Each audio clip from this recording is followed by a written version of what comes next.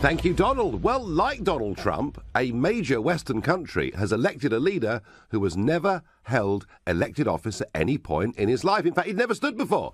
Emmanuel Macron, who, after a very successful education, made a lot of money with Rothschilds in the banking sector, was appointed briefly as finance minister in Hollande's socialist government, but a year ago set up his own brand new political movement, I think as much as anything else because the Socialist Party in France had collapsed. And yesterday he got 66% of the vote and Marine Le Pen got about 34% of the vote. So it was a big win for Macron, a 2-1 win. Not a particular surprise. I think some people thought Le Pen might get a few pips higher than that. We might examine why that wasn't the case.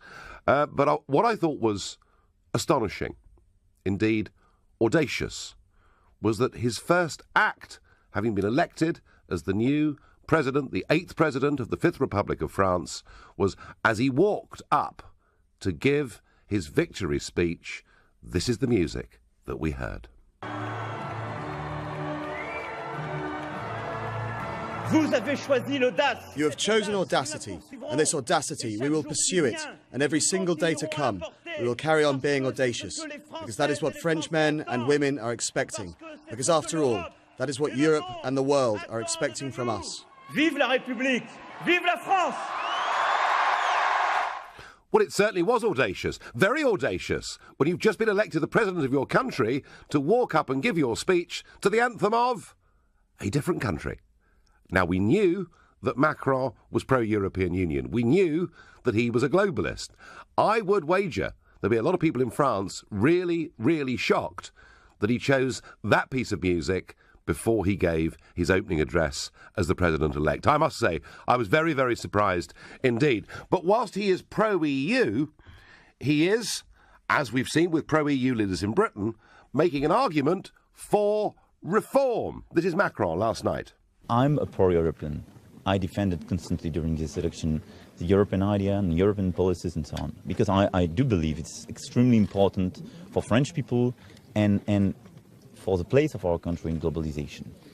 The question is that you have almost half of this country angry with the European idea and with a lack of satisfaction vis-à-vis what we decided 10 years ago and during the recent years. So we have to reform this Europe. We need a new European Union in situation to protect our people and to regulate our globalization. Well, there's Macron. He's talking about change. Not so much change in France's relationship with the European Union, but fundamental change within the European Union itself. We will look at that. We will examine that. But given the scale of his victory, does President Emmanuel Macron mean that the future of the European Union is now secure? And if you think, yes, absolutely, Macron is the EU saviour, then call us on 0345 60 60 973. If you think actually the whole thing's completely unreformable and there's very little one man can do, then of course you can text at 84850. If you think actually the whole thing's doomed anyway, it doesn't make any difference, then using the hashtag Farage and LBC, you can tweet as LBC. And don't forget, you can watch us live on LBC's Facebook page right now. And just to give some sort of reminder of what happened yesterday, Macron got just over 18 million votes. Le Pen got just over 11 million votes. 10 million people did not go out to vote, but astonishingly, 4 million people who went to vote either despoiled their paper by writing something very rude on the paper, or by tearing it up, or by leaving the paper blank and put it back in the box. 12% of people spoiled their papers. Now that is astonishing. I suspect some of them were hard leftists who see Macron as a big banker and couldn't possibly bring themselves to vote for him or Le Pen. And indeed, many of them have been out protesting, or some might say rioting, on the streets of Paris today.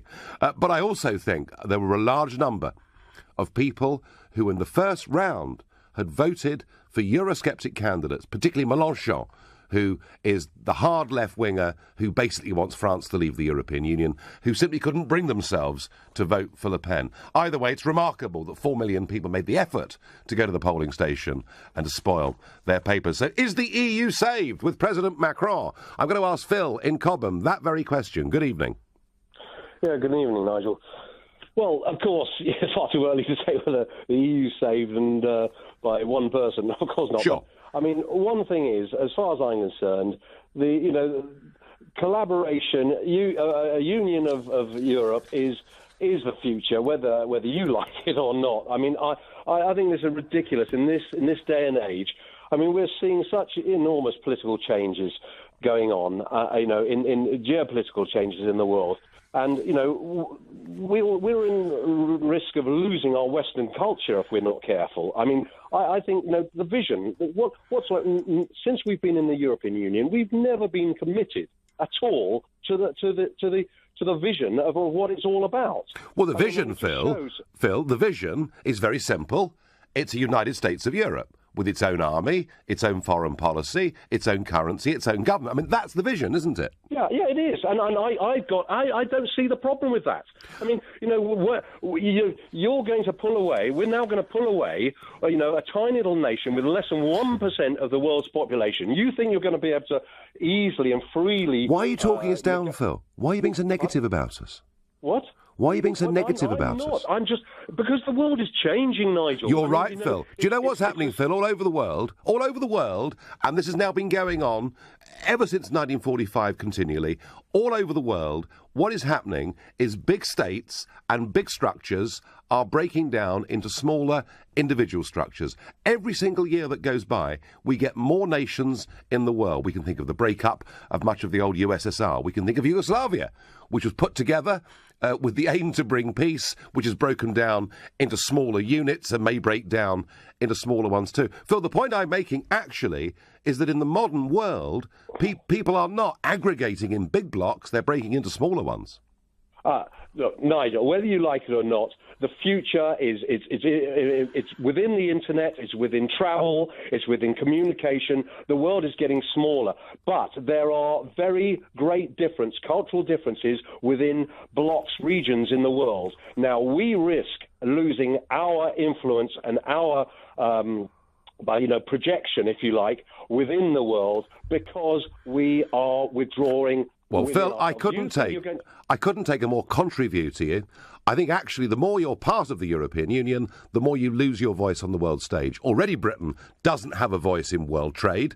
There are plans within the European Union for example, on the UN Security Council, the individual member countries, France, Britain, to be replaced by one EU representative. And I think, actually, we're going to have a bigger voice in the world. But, Phil, the real question wasn't so much about us, it was about France. Phil, you've made your argument very well, I thank you. Phil thinks the EU is the future. I happen to say I don't particularly agree, but maybe you agree with Phil. If you do, let me know. What does Ranjit in Birmingham think? Will President Macron effectively kill off Euroscepticism in France and be good for the European project? Well, indirectly, he may be the savior of the union, but I think the real person who's saved the union has been the election of Donald Trump. Do you? Because I think because he's so fickle and he never sticks to what he says. You think he's sorry, Ranjit? You think the 45th president of the USA is thick? Yeah. No, fickle. Fickle. Sorry, I misheard you. Right, fickle. No. Okay, go on. Yeah.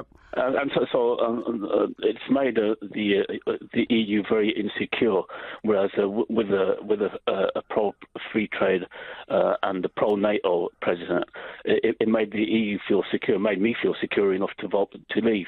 And so with an anti-free trade president in the United States who complains about surpluses from Mexico, and guess who's got a bigger surplus than Mexico with the United States? Us. And so he's been telling his trade negotiators he actually told his trade negotiator at the G7 to remove a communique, a regular communique that the G7 had to free trade and the removal of tariffs.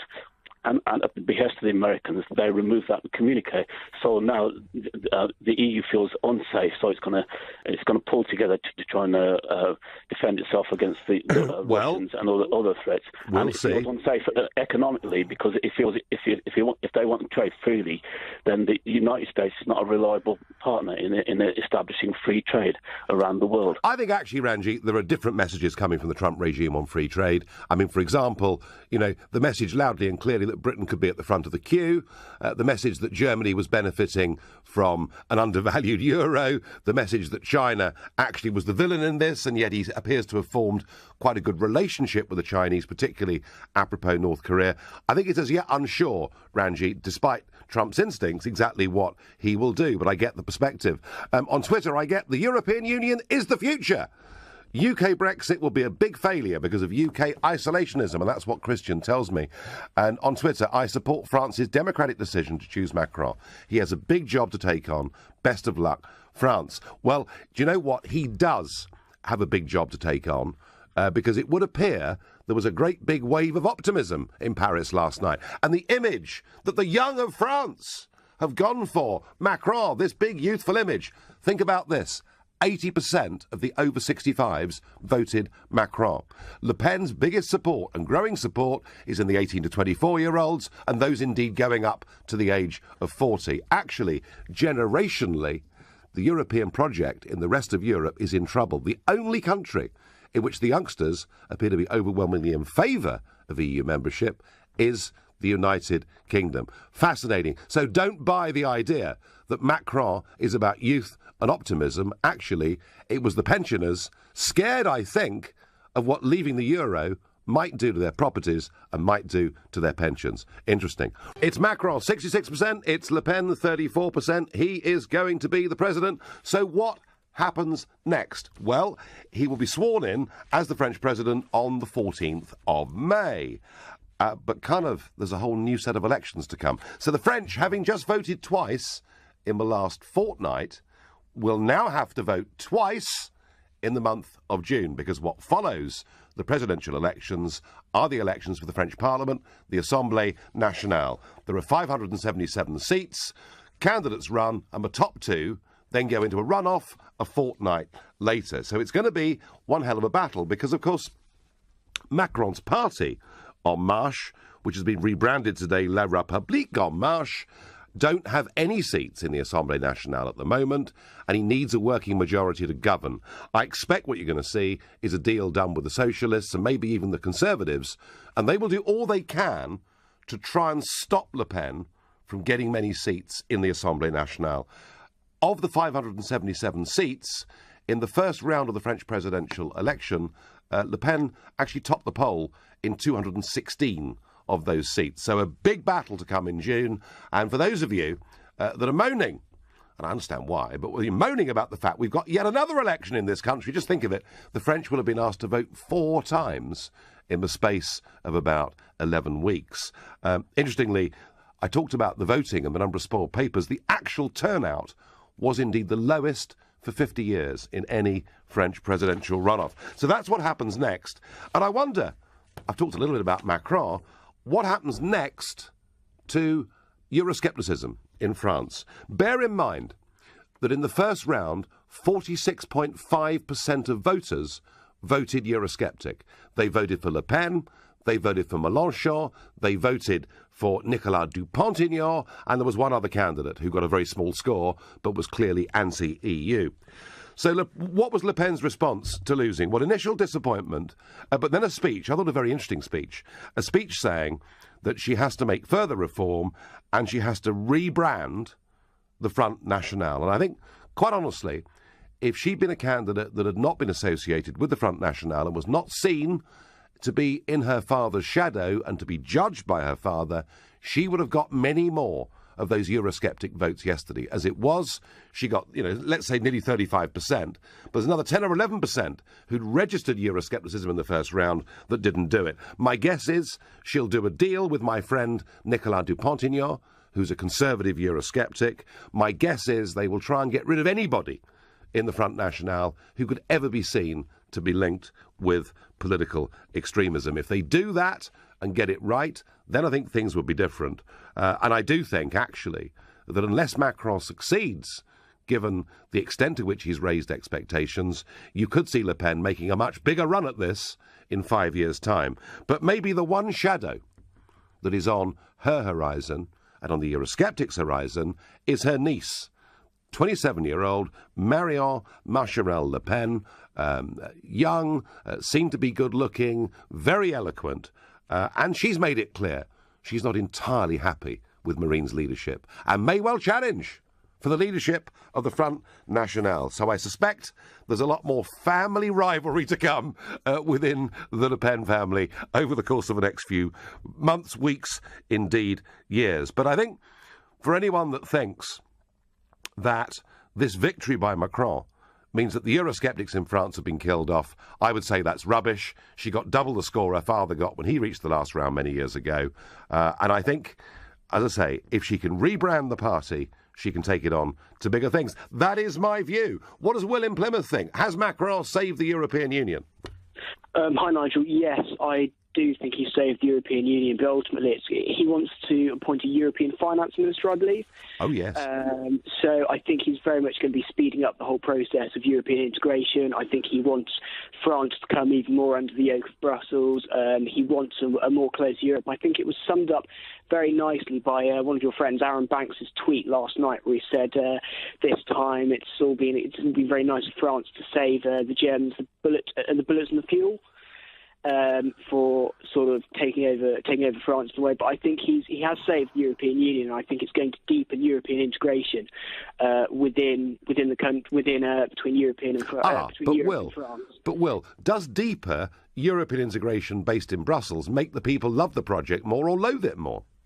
Loathe it more. I believe the French Euroscepticism, really, from an economic point of view, seems to be rather different from the Euroscepticism from our sort of point of view across the channel. Whereas with us, it's more free trade. Whereas with the French Euroscepticism, it seems to be more about protectionist politics, more about sort of the interests of your own country rather than a more sort of global view. I think it could help the Eurosceptics. I think your prediction of Le Pen maybe having a bit more of a resurgence in 5 years' time, could be an interesting one. But it depends A, how the Eurozone goes, and B, how Macron goes, because I think really he's going to be following much more of the consensus of the Socialist Party that he worked under previously. And if that happens, I really could see an increase in Euroscepticism within France. Well, I thank you very much for your comments and your call. And interesting, isn't it, that Macron was called a centrist all through the campaign and yet was happy to serve as a minister in a socialist government. I'm not sure, other than the fact that he believes in globalism and he believes in European unionism, difficult to know exactly where on the centre-left spectrum Macron really is. And actually, if you listen to his campaign speeches, they were pretty light on content. So it's going to be interesting. Ted says to me through an SMS, Nigel, I think it shows who is Macron's master, and he plans to visit her ASAP. Well, interesting, Ted. Yes, he did have a 10-minute conversation with Angela Merkel last night, and he's announced he'll be going to Berlin to visit her as quickly as possible. I know what Eurosceptics in France will think. They'll say, as indeed Scott in Greenwich says to me, Macron is an EU puppet. Hollande was loathed by France and was obviously told to stand aside so that their boy could be planted. All that it's done is postpone the collapse of the rotten EU construct. So some will see Macron as being the EU's puppet. Others will link him more directly, I think, to Angela Merkel. Either way, I suppose, to be really objective about this, for the European Union to succeed, France and Germany do need to get along together. Steve in Milton Keynes, has Macron saved the European Union for all time? No. Right, go on. No, not at all. He's going to make it worse. Short term it'll be better, long term it'll make it worse. There'll be more unemployment, Nigel. There'll be more terrorist attacks. There'll be more migration. There'll be more, the armed forces will be more stretched. It's going to be a disaster. He's certainly... Disaster. You know that. You know it. Well, Steve, I mean, I know that he's a great believer in the free movement of people. He's already today indicated that he thinks sanctions should be taken against Poland unless they go along with migrant quotas. He's gone to Algeria. He went to Algeria. I know he did. To get more people. I mean, can you believe that? Can you believe that? So, Steve... This man, that they have no idea. That man has got more skeletons in his closet than you have any idea about. We all know what we're talking about. It's all going to come out. Steve. I've heard this about lots of people, including myself. I mean, do you really believe that there are some serious skeletons in that closet? Well, listen, Nigel. He's a very good-looking man. Yes. Very articulate. Very clever. Yes. Very, very wealthy. Yes. How many of your friends that you know that half that wealth married their teacher 25 years older than them? Steve, it takes all sorts to make the world go round, you know. But listen, Steve, I thank you for your call. Andrew on Facebook says, funny how all the Le Pen voters aren't rioting and throwing their dummies out of the pram because it's unfair.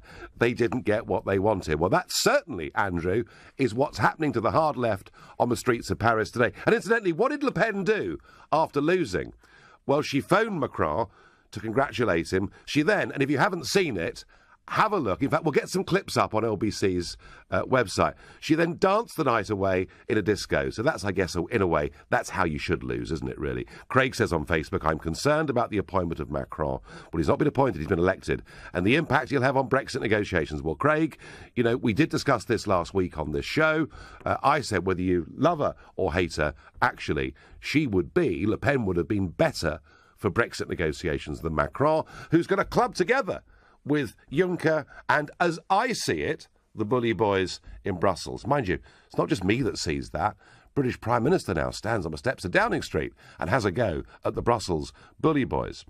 Max in Guildford, what do you think that Monsieur Macron means for the EU?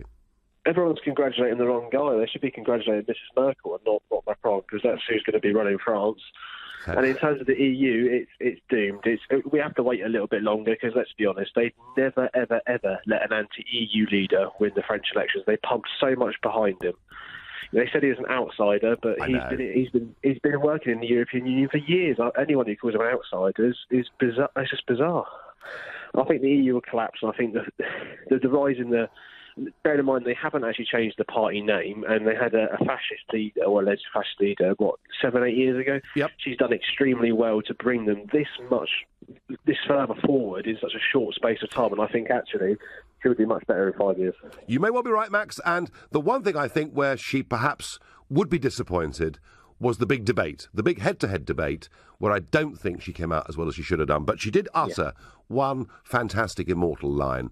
And she said, whoever wins this election, it'll be a woman running France, either me or Angela Merkel. That was her perspective, and that is what a lot of the Eurosceptic cynics will say. Max, I thank you. Well, whilst the world's media is obsessed and filled with the French elections and this new 39-year-old president, Emmanuel Macron, of course there is still a general election going on in this country, and today Theresa May confirmed that a Conservative government would maintain the target of reducing net migration to below 100,000 a year.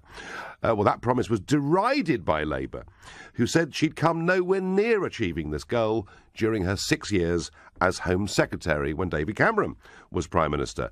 UKIP sought to put pressure on the Tories over the issue by setting out its own one-in, one-out pledge to reduce net migration to zero. Party leader Paul Nuttall said young Britain should be encouraged to take seasonal jobs, including picking fruit and vegetables in student holidays, to reduce the demand for foreign labour. And Jeremy Corbyn set out plans today to scrap hospital car parking charges. The £162 million cost of that covered by an 8% hike in tax on private health schemes. Have to say, scrapping hospital parking charges was something I campaigned on when I led UKIP in 2015. So there we are, even Labour picking up one or two of those ideas. But back to our debate. Does Macron, being elected the President of France and being welcomed the way that he has around the European Union and indeed around the world by Obama and many others, does this actually save the European Union, or, after 5 years of him, will the French Eurosceptics come back even more strongly? I'm going to ask Patrick in Battersea that very question. Well, we don't know what will happen in 5 years' time with regard to how he does or doesn't do with various policies in France. What worries me deeply is that I'm hearing British people who claim to be Brexiteers and doing it for Britain, saying that they would rather a fascist won that election. That bothers me deeply. Who was the fascist candidate then, Patrick? The fascist candidate was Miss Le Pen. Was it? Can you? Well, let me just say this to you, Patrick. For 18 years, I have sat in the European Parliament, I've watched the French National Front, and I've made it absolutely clear at no point in time would we as UKIP do a deal with them, because I felt they held some pretty deeply unpleasant views. But what I have seen, Patrick, since 2011, when she became leader of the party, is a change in direction. And I don't think she said anything in the run-up to this presidential campaign that could be deemed to be fascist in any way at all. If you think I'm wrong, please tell me. Well, what was she saying when she was the leader of the Front National in the last election? Go on. You didn't think that was fascist, what she was saying about foreigners and about all sorts of other, things in France? But the Front National. Do you remember our National Front? Patrick, I've made the point to you that I have strong problems and reservations with the Front National. In fact, I said to her 5 years ago, I said, what you ought to do is get rid of that party and start again from scratch. And indeed, when she gave that speech last night, she was kind of hinting that's what she's going to do. I do not doubt, Patrick, for a moment that there were those in the French National Front, maybe still are, who have fascist past or fascist views. I do not think it's fair, I genuinely don't think it's fair to say that about Marine Le Pen. Well, I'm sorry. She was the leader of the National Front a few weeks ago. Suddenly, she's not the leader of the National Front, so she's not a fascist. Well, Patrick, okay, Nigel, whatever you reckon. Patrick, she has tried. She's expelled people for Holocaust denial. She has tried to turn it into a different party, has she not? I wouldn't doubt that, but they're still fascists. They're still extreme right-wingers. Right. Well, that's what they are. Well, and Patrick, I can't believe British people. Yeah. Would in the same calendar year talk about going to the cenotaph and doing what we do for fallen soldiers and supporting a fascist. That beggars belief to me. But you know what? Carry on, people. Do your thing. Patrick, I completely get your comments about elements within the French National Front that have been there for decades, but I don't buy it as far as Marine Le Pen is concerned. But if you feel like Patrick, please let me know. I'm going to ask Yuri in Brighton, is Macron going to save the European project and kill off Euroscepticism? Yuri, good evening. I think he's going to have a struggle on his hands, and I think the only way for him to even get close to kind of getting European Union back on track is to fight to reinforce a minimum wage to be equal all over European Union. So there is not such big disparities in opportunities for people all over. But Yuri, how do you have a minimum wage that works in Paris and works in Bucharest? Their economies are at such different levels. Yes, but we did it in UK. They did it in all over France. Yes, so you have a minimum wage that gives you a certain level, and obviously other places will vary a bit. Obviously, another thing I was going to say is they need to start forcing the bigger corporations to start paying proper wages abroad, outside UK, outside EU, so that there is more markets for European and British companies to trade their goods too, rather than just bringing goods in. Do you think, Yuri, that if workers in all different businesses and industries, if workers across Europe felt they were getting a fairer deal and better pay, that would kill off Euroscepticism?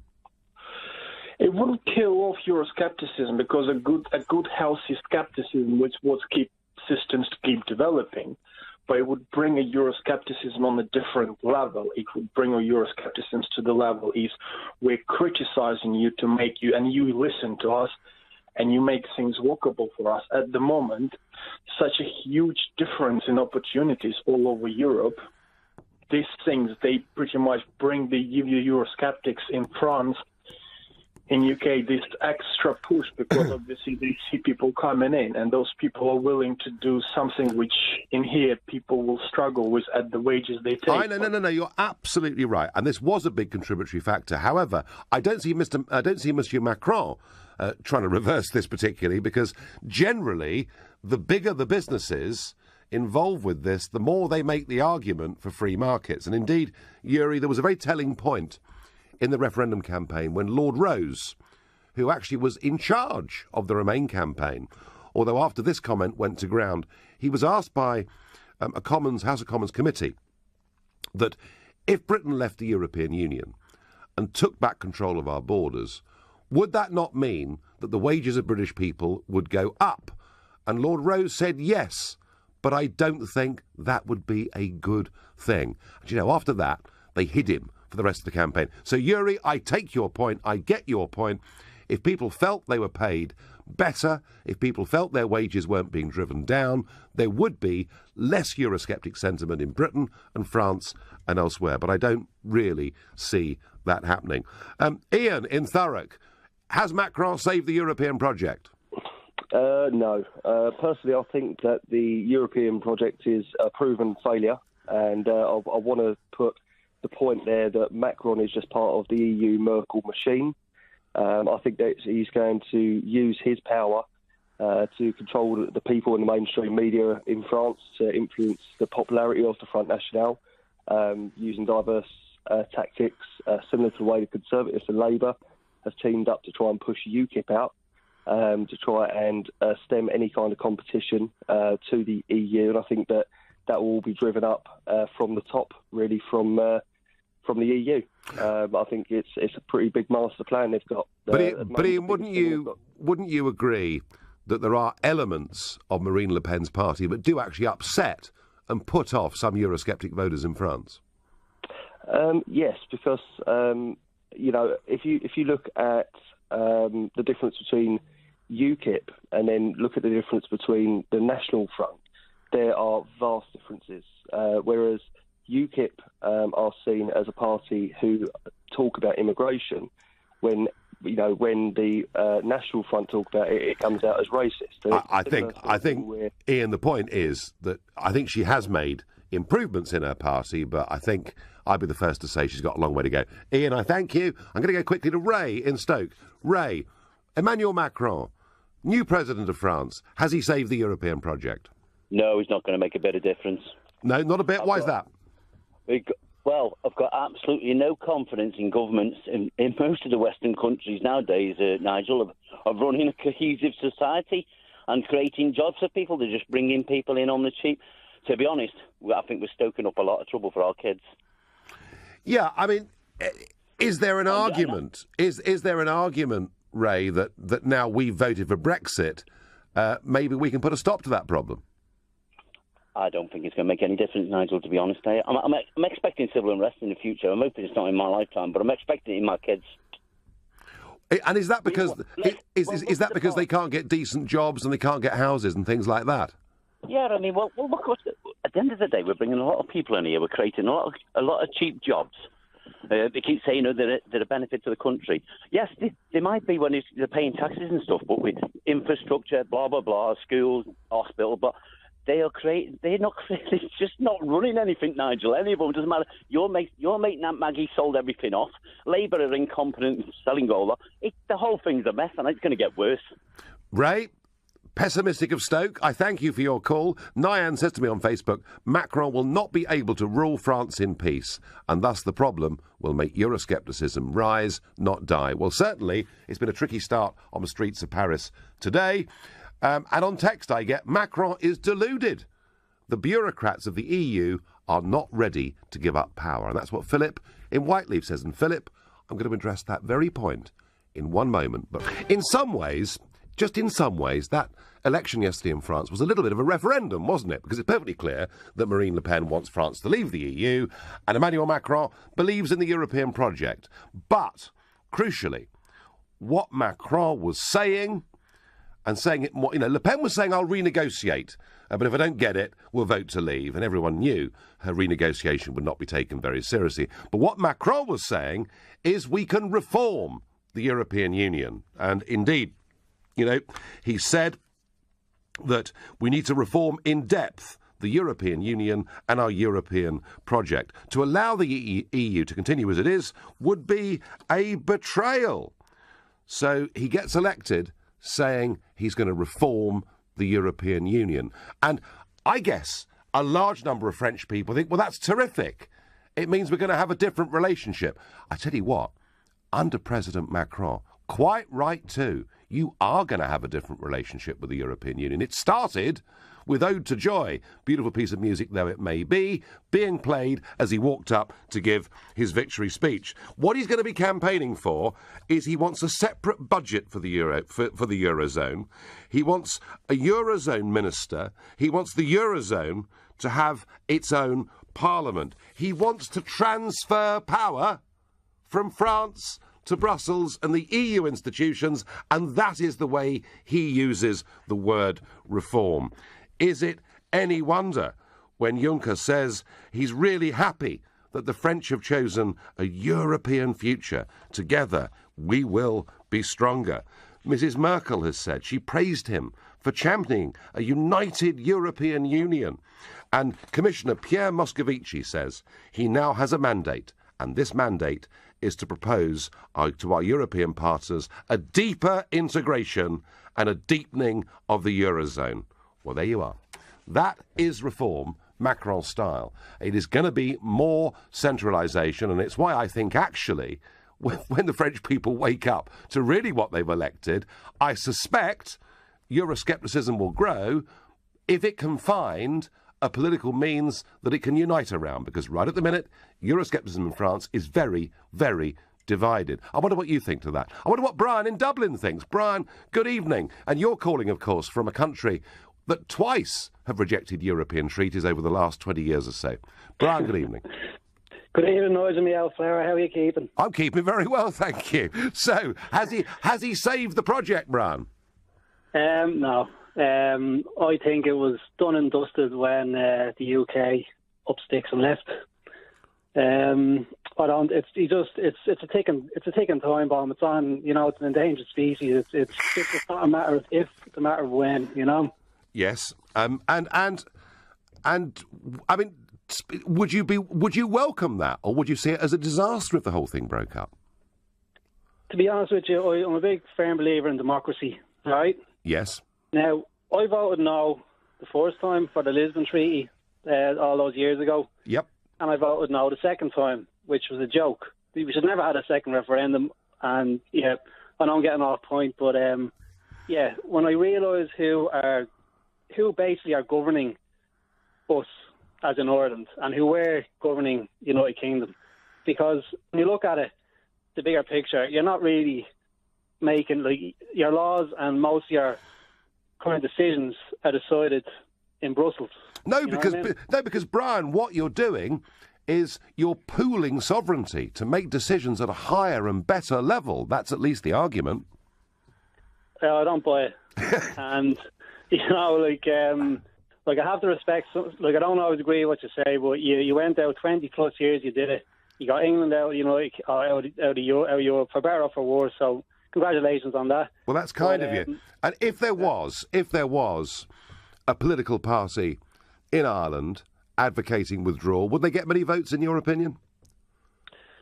Oh, it's a tough question. I say they would, but I don't know if the Leave or something such as a big change, they would get as many as is needed to make that big change. You know what I'm saying? So, well, certainly. I mean, certainly there is Eurosceptic opinion, Brian, in Ireland, and there's been rejection not just of the Lisbon Treaty but of the Nice Treaty before that.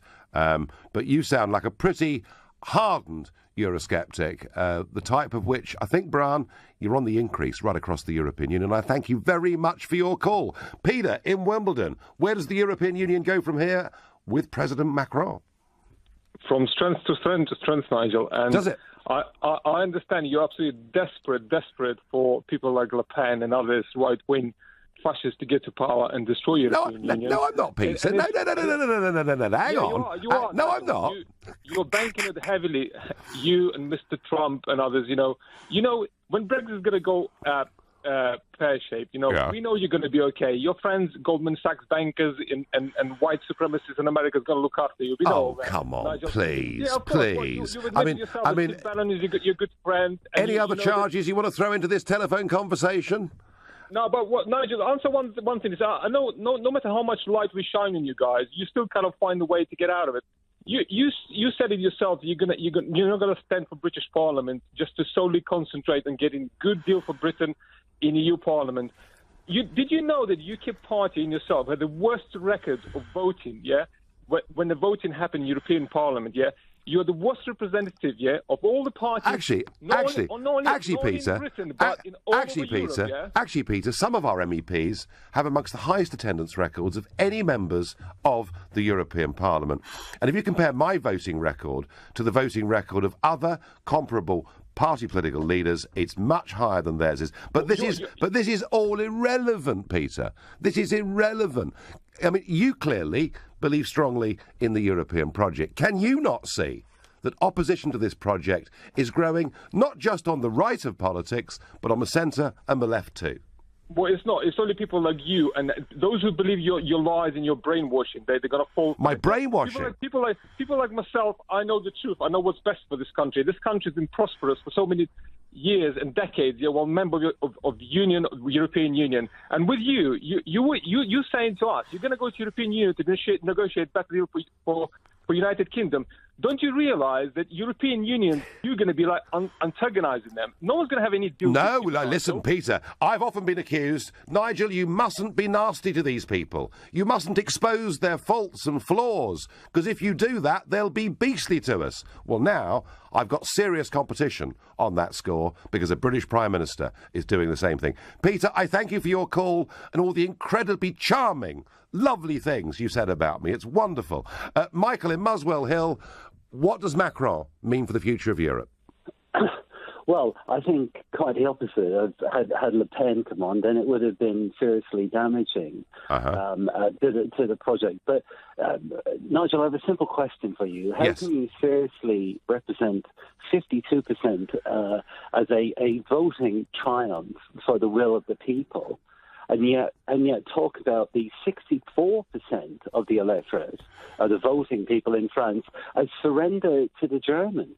Surely that's an even greater expression of the will of people. I didn't quite say that, Michael. And whilst it was a bit of a referendum yesterday, it wasn't because personality was directly involved. The point, Michael, I'm making is that in the first round of the French presidential elections, 46.5% of those that voted for avowedly Eurosceptic candidates. The guy that's just been elected clearly is a very, very strong EU supporter. I just think, Michael, this is what I think. I think he's hoodwinked the French a little bit, because when people talk about reform, I'm not sure they understood that what he means by reform is even more power going to the Eurozone in Brussels. That's really the point I'm making. So, can I respond to that? Of course. I think basically what you're saying is when people vote, it's 52% or whatever percentage, but it aligns with your particular viewpoint, then it represents a triumph of democracy. If however, they disagree with Nigel Farage, take a different viewpoint, suddenly it's all about personality and being a hoodwinked. Well, there's lots of people who think that 52% of the people in Britain who have been persuaded by the personality, and you are the one who's called the personality, along with Boris, you're both personalities. So if there are any accusations of personalities swaying the voting public, I think they should be more at your door than the French. Well, of course, there's a bit of both. Even in a referendum, you're right, there has to be some degree of personal attraction or repulsion or whatever it is. Michael, look, Macron has won. He's won it fair and square. The question we were debating tonight was, does that mean the European project is saved and Euroscepticism in France is dead? All I'm saying, Michael, is no, that is not the case. But I thank you for your call. And my final thought on all of this is that I think the emergence of Macron is a remarkable thing. It's happened very quickly. Even I was shocked by the sheer audacity of him going up to the stage to Ode to Joy and the European anthem. I think his idea of reform is going to upset the French further. But I always thought France was not the country to watch. The big change in the short term isn't coming from France, but it is coming from Italy. More of that, perhaps, in the weeks and months to come.